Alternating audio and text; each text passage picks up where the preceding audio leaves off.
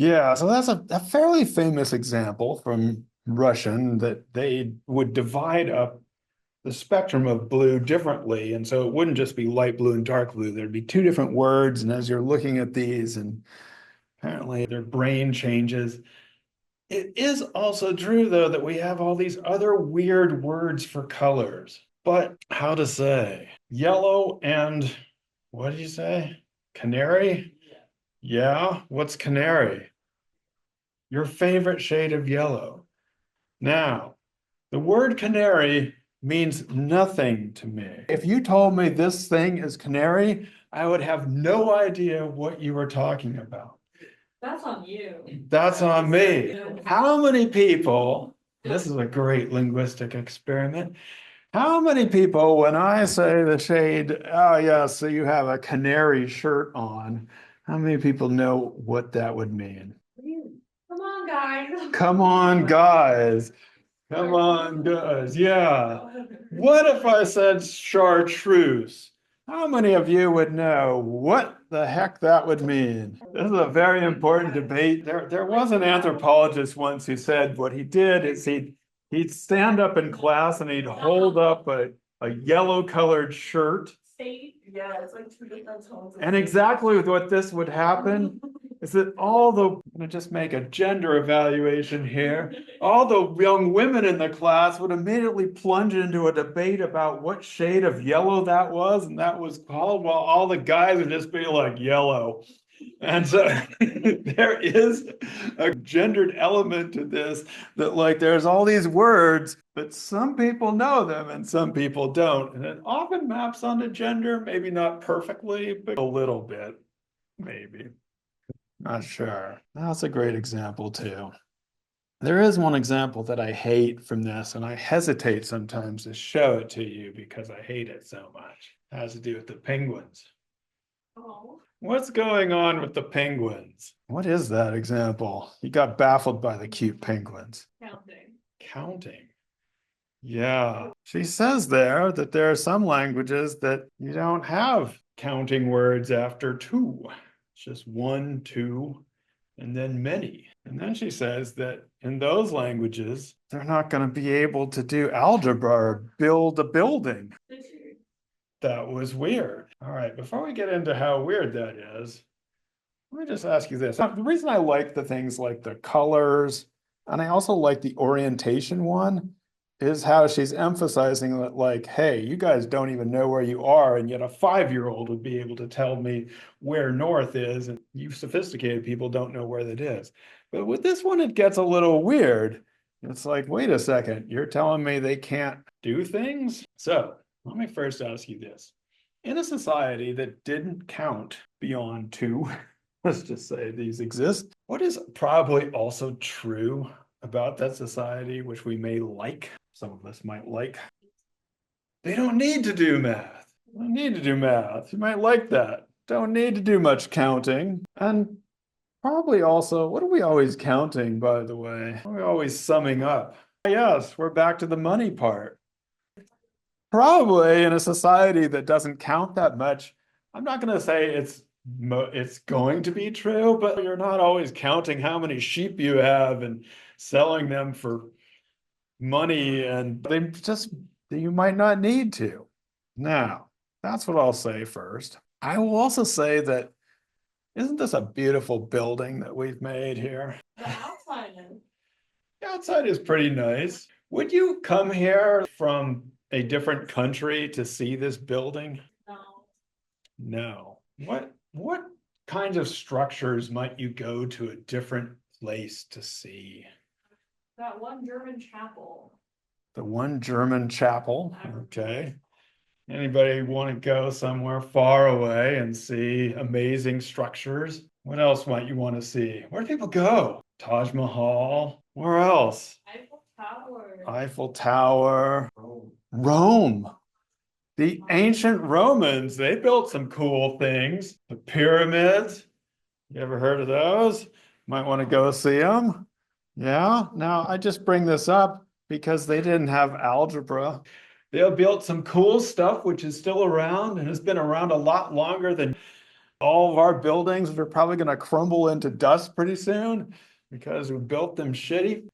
Yeah, but here they were. They didn't have algebra. And by the way, has anybody ever tried to do long division or multiplication using Roman numerals? Their numerals suck too. The Romans had terrible numerals. They're no good for doing algebra. We never would have been able to invent algebra had we not gotten rid of the Roman numeral system. Try it out. In fact, we need to get numerals from somewhere else. Does anybody know where we got those numerals from? The Arabic numerals. Yeah, we need to get them from a truly mathematical society, not the Romans. Okay, so that's point number one and point number two.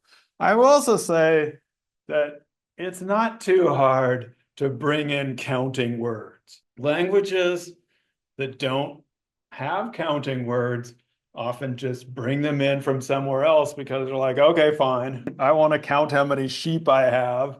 And so you'll just import words from a counting language and bring them in. It's very easy to bring those into your language. Also, she doesn't mention this, but the other thing about life is that we have this weird idea because of our place in the United States that people have one language. Most people grow up with more than one language. Most people grow up speaking languages.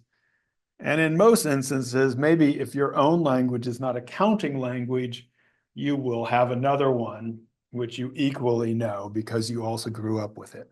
So I'm going to say, don't worry about the people who have these so-called non-counting languages.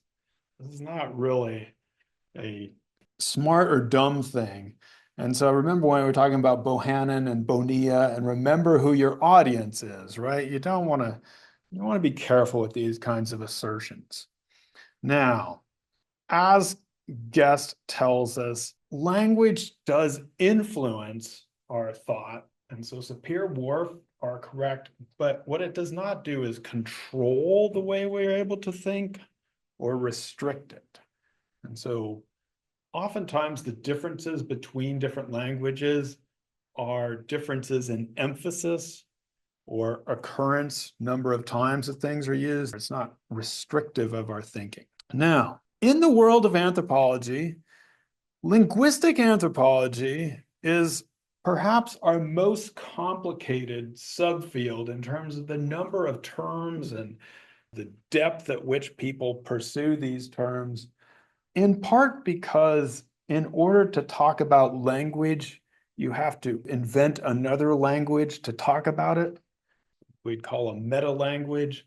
So linguistic anthropology is one of the hardest sub-disciplines of anthropology to learn.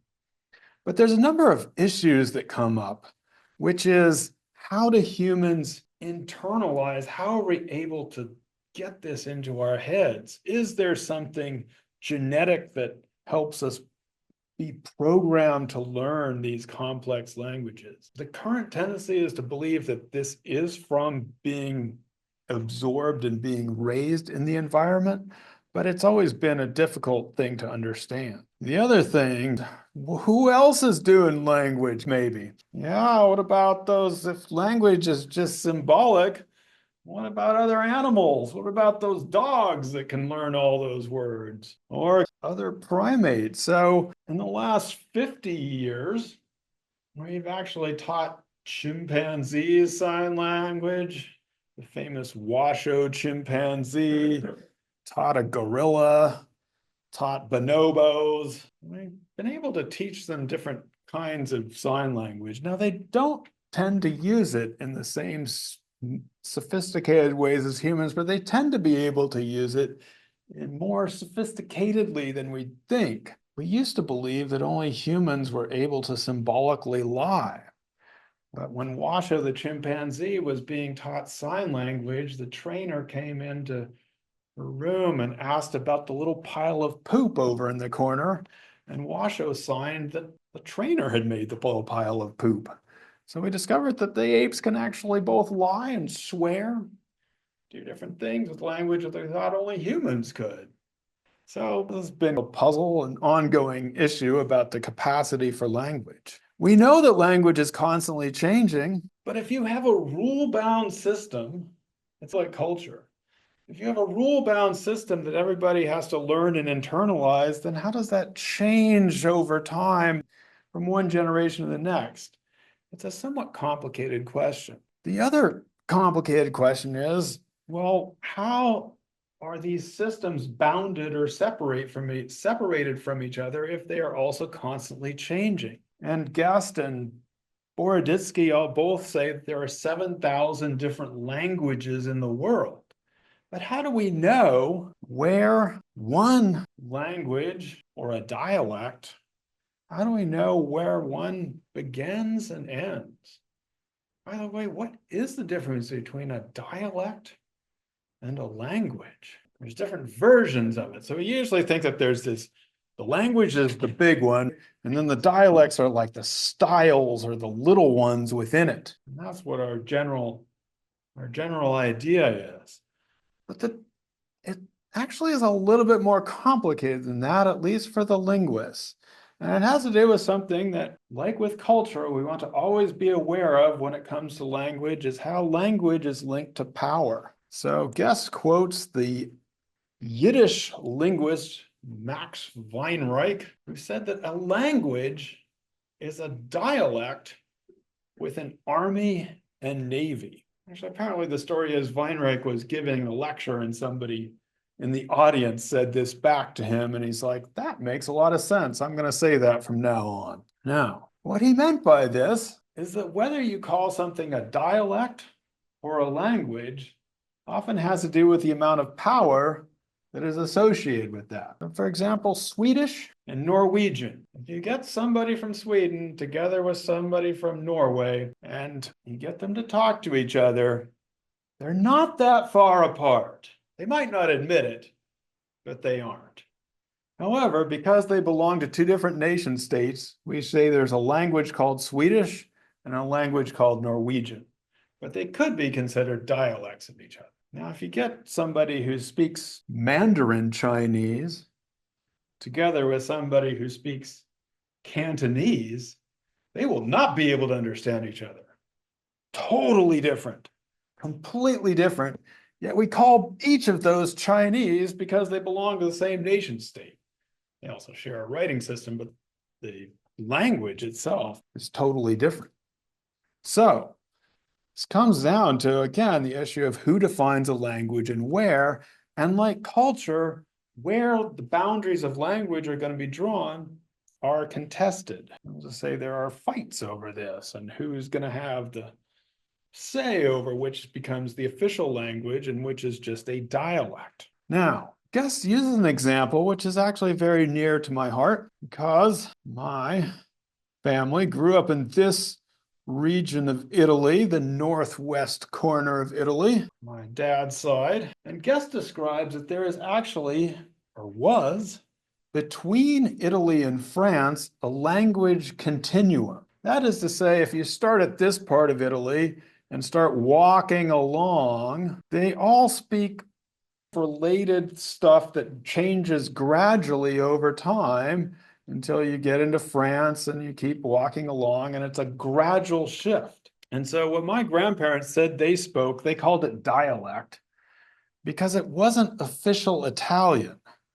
It was something they spoke in this region, and they could walk across the border into France and cut hay in the summer. My great grandfather did, and they understood the people on the French side of the border because they were part of this language continuum. Now, if you got together somebody from this part of Italy and somebody from this part of France, they wouldn't understand each other because it's far apart. But along the way, there would be this gradual shift. So how do we know what's French and what's Italian then, if there's this continuum? Who decides that? The idea of a prestige language. So people in certain parts of Italy who spoke a dialect probably around this region elevated that to become the official language. And that became known as Italian. And then if you went to school and spoke some other version, they beat it out of you. The same thing happened in France. In fact, at the time of what we call the French Revolution, most of the population of France was not speaking something that we would know of as French.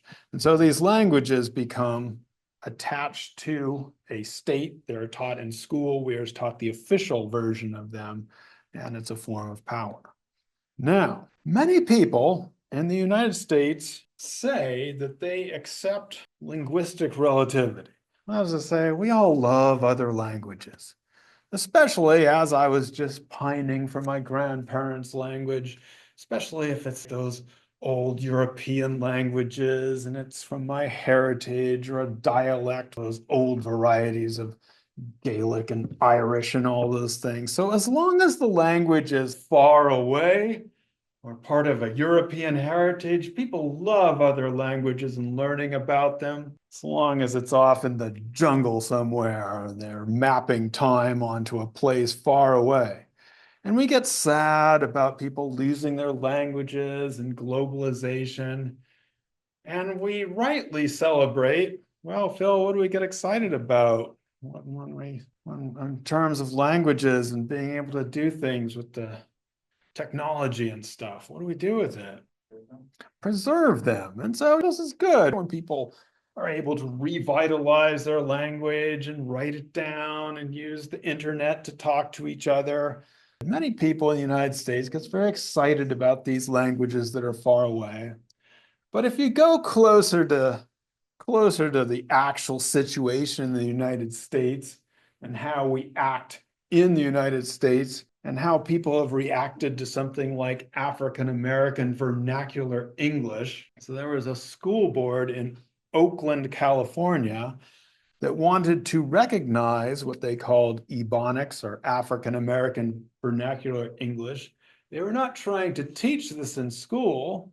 They were simply trying to recognize that this was a linguistic form that was specific to the African American students, and they needed to understand that in order to also introduce other standard varieties of English, but to recognize that it had its own verb forms and stuff like that. How do you think people reacted in the United States to the idea that you should recognize African American vernacular English as potentially an official dialect or version of English? What do you think the buzz was about that? Not good. Not good at all. People got really pissed off about this, and they're like, you're teaching them black English. Oh my God, this is the downfall. I mean, people just wrote crazy letters and threats to this school district. This is a while ago, but you can imagine it's the same stuff that is happening today. The idea that anybody would even recognize this as an official, again, it wasn't to teach it, it was simply to understand how people were talking. Or in terms of immigration, right? In fact, ever since we came up with the idea of linguistic relativity, there have been more English only laws enacted than ever before in the United States. So you might wonder how us linguistic relativity anthropology people are doing at promoting languages. The answer is not very great. It's not working very well. The interesting thing about this is that with or without laws, the United States is actually what linguists call, or what some sociologists call, a language graveyard. I want to explain this to you because it's super important for how we talk about today's world. When we look back at different immigrant groups that have come into the United States, every single one of them has been accused of not learning English and not assimilating. My grandparents accused of not learning English, not assimilating. Germans accused of this for years. Benjamin Franklin, back in the day, thought that the Germans in Pennsylvania were not assimilating, not learning English, got mad at them. The St. Louis Post-Dispatch, one of the big US papers, was originally in German. People got mad at that. The thing is that every immigrant group, including the people who are speaking Spanish today, goes through this same process. In the first generation, the people from that group are going to speak The languages or language of their origin country. Shocking. But yes, when you come from a different country, you are usually going to speak the language or languages that you were brought up with. Now, in today's world, people often learn English before they come to the United States because we teach it everywhere. But in the old days, that's what they had. In every case, in every immigrant case, my own family, Spanish speakers of today, the second generation is going to be bilingual, crazy bilingual. They'll speak English perfectly, understand the language of their parents. But the funny thing is that by the third generation, occasionally some people hold on a tiny bit more, but for the most part, they're going to be monolingual in English with maybe a hint of that language that was left behind. So my grandparents spoke dialect, an Italian dialect. My dad could understand them, but couldn't speak Italian and only spoke English. And I got nothing. Every so often we have food with garlic in it. But other than that, I got nothing. My wife's family, her parents are from South Korea. She grew up, she could understand what they say, but her Korean is not that great. She speaks to them in English, they speak to her in Korean, and they can understand each other. And our kids, nothing. They don't have Korean, they don't have Italian. They just got only onto English. It's crazy. I'm sad. Like, wouldn't it have been great if they could speak English, Korean, and Italian and be citizens of the world and able to go out and navigate this whole world? No, they got nothing. And I'm telling you, this applies to people all over America in today's world, even people that grow up in places like Los Angeles, where you'd think would have more. And so the United States is where people come to lose their language abilities. We really don't need to make all these English only laws because it happens over time anyway. All right.